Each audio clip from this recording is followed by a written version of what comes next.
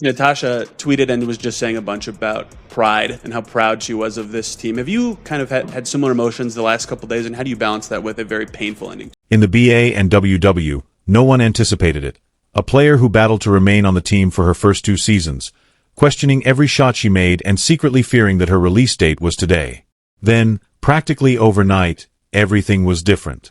Lexie Hull not only underwent the greatest metamorphosis in women's basketball history, but she also became one of its most intriguing tales. And now, after spending years at the heart of the Caitlin Clark hurricane, she has at last shared what it has been like.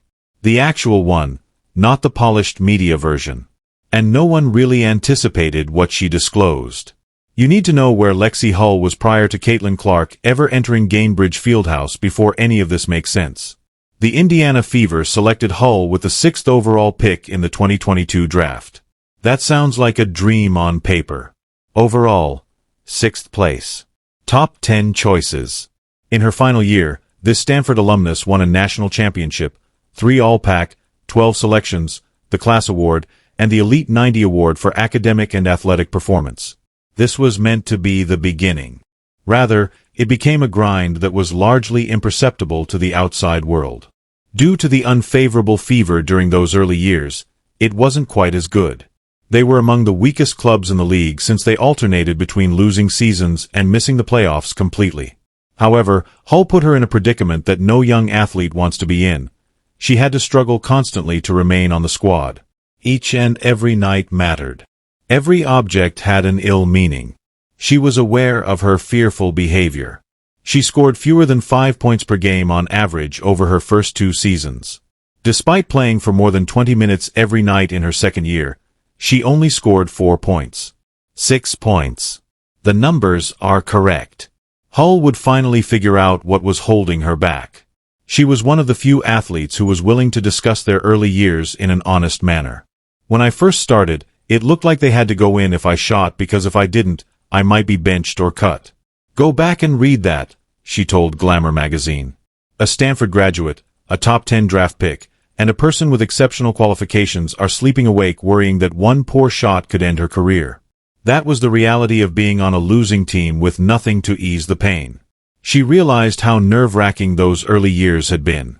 A culture in decline. There is no room for error in the playoffs. The stakes were enormous. As a result, everything mattered. Moreover, the impact of that kind of pressure extends well beyond your shot. It gets inside your head. It affects your movement and thought processes. Technique you use to breathe while playing. Hull was being suffocated by it, and everyone outside was ignoring the Fever. But something happened that impacted not just Lexie Hull's career but also the franchise's overall trajectory and very likely the state of American women's basketball in general. The Indiana Fever selected Caitlin Clark as the 1st overall pick in the 2024 WNBA draft. If you need a reminder, here is a quick summary of Caitlin Clark's attitude at the time. Regardless of gender, the most decorated scorer in NCAA basketball history. A player who, on her own, smashed decades-old records, made Iowa Hawkeyes games a national television event, and made Big Ten women's basketball a must-watch event.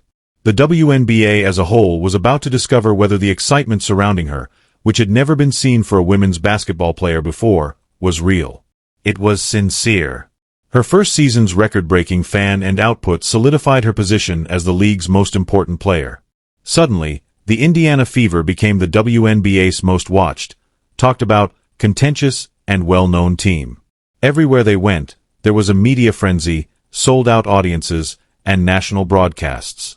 When Caitlin Clark put on the Indiana Fever tee, everything came together, and Lexie Hull was there the entire time. When talking about Caitlin Clark's impact on her teammates, this is rarely brought up. Beyond visibility, there were other considerations. There were other causes besides larger crowds, sponsorship deals, and the cameras that followed them. The largest shift, according to Lexie Hull, occurs within the Lions during a game. Until you know what you're searching for, it's practically invisible. Almost everyone who has ever played this game has a different perspective on the floor than Caitlin Clark. Coaches fantasize about her open perimeter shooters with no barriers in their way because of her exceptional passing and court vision, as well as the way she draws defenders. That was nothing short of freeing for someone like Lexie Hull, who had spent 2 years torturing herself over each shot attempt. When you consider what preceded the transition, Hull's depiction of it takes on a new meaning. She remarked, "I know I'm going to get open shots after Clark arrived. But since I've worked so hard to prepare for this, I don't have to worry about whether or not they enter. I'll accept the result." That's freedom, not simply confidence. The kind of liberation that is only possible if the pressure valve is eventually released. And the figures supported it. Hull had a 47.1% three-point shooting percentage in 2024. It was a lifetime best and one of the finest shooting efforts in the league that year. Her three-point percentage fell back to 36.7%, exactly where she had been while in college, if Clark's death hadn't created those chances. Even better than the words, the statistics convey the story. However, this narrative gets much more intriguing when you consider that the alteration wasn't limited to the court. This is due to the fact that the off-court relationship between Lexie Hull and Caitlin Clark caused controversy, attracted media attention, and turned into one of the most talked-about friendships in women's sports. Many were really worried about Clark's adjustment to a locker room full of strangers after she was drafted. Kate Martin and Gabby Marshall, two of her childhood pals. Her teammates were her closest friends during her 4 years at Iowa. In a room where everyone else had previously built relationships, she was the franchise's new face when she got to Indiana. The worry was genuine. Would she be a good fit? Would the current players welcome her, or would her attention offend them? And in reality, this is what took place. She and Lexie fell in love almost instantly. They were hanging out off the court in Indianapolis at the end of that first season. As if they had been friends for years, they were laughing, experimenting with different cocktails, and exchanging videos on TikTok. During the Olympic break, the WNBA visited Mexico. Fans loved the chemistry, which was undeniable. But by 2025, the dynamic had evolved to the point that it was referred to by a different name. In the off-season before the 2025 season, Sophie Cunningham was traded to Indiana. A duet turned into a trio. The three of them, Clark, Hull, and Cunningham, began referring to themselves as the Trace Leches, and together they produced some of the league's most popular and hilarious content. Clark's well-known caddies at an LPGA Pro-Am event were Hull and Cunningham. They were always making fun of each other on social media.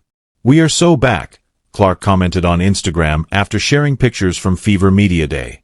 Hull mocked Clark's lack of sun exposure as payback.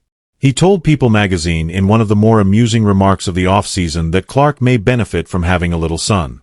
It was the kind of taunting that only occurs in friendships where both parties are truly at ease with one another. Additionally, it provided the WNBA fanbase with an insight into the athlete's personality that they had never had before. Hull also disclosed that Clark will attend her wedding, which has been planned since Hull and former Pittsburgh Pirates pitcher Will Matheson became engaged in April 2025. Before being selected in the 6th round of the 2019 MLB draft, Matheson was a standout baseball player at Stanford, where the two first crossed paths. He moved to Indianapolis to be with Hull after retiring from baseball due to a string of ailments, which speaks much about the foundation of her life. Even though everything has been beautiful and delicious, Hull decided to confront a side of playing with Caitlin Clark that most people in her place would have ignored or avoided completely. And it's the aspect of the narrative that merits the greatest focus. One of the most contentious seasons in the WNBA's history occurred in 2025. Clark's arrival, according to Hull, had a certain attitude, a seriousness, a focus, and an edge that suggested she had finished adjusting and was prepared to rule. Before the season began, Hull informed reporters that Clark was clearly different in his second year. Hull says it's obvious she's here and prepared to do business. At first, that read seemed to be just right. Hull is playing the best basketball of her career during the first 7 games of 2025. She averaged more than 10 points per game and had the highest three-point shooting in the WNBA at 55.6%. At last, a coherent team was defeated by the Fever. The injury then began. Clark missed several games due to his quad problem. Then there was a groin problem. There was then another soft tissue issue. One of the most heartbreaking incidents of the season occurred on July 15th when Clark was hurt on the sidelines during a game against the Connecticut Sun for the 4th time in a few months. After giving it her all and witnessing everything go apart, Clark appeared to be fighting back tears as she rose from the floor, rested a towel over her face and leaned her forehead against the basket stanchion. And Lexie Hull was sitting next to her, as a true friend does when words fail to convey their emotions. Later, Hull candidly discussed the why me queries and Clark's leadership position at the time. Despite putting forth more effort than anybody else in the building, she was irritated that her body would not cooperate. It was a challenging chapter. The Fever won even though Clark was sidelined for a large portion of the season. They persevered all the way to the WNBA semifinals, where they defeated the Las Vegas Aces, the eventual champion, in a crucial Game 5 that required overtime before Indiana lost. Hull's two-way tenacity, which isn't evident in a box score, was crucial to the run. He took the lead, made plays that kept games tight when the team needed them, and defended the top of the other team. The off-season before the 2025 season, Sophie Cunningham was traded to Indiana. A duet turned into a trio. The three of them, Clark, Hull, and Cunningham, began referring to themselves as the Trace Leches, and together they produced some of the league's most. That sounds like a dream on paper. Overall, 6th place. Top 10 choices.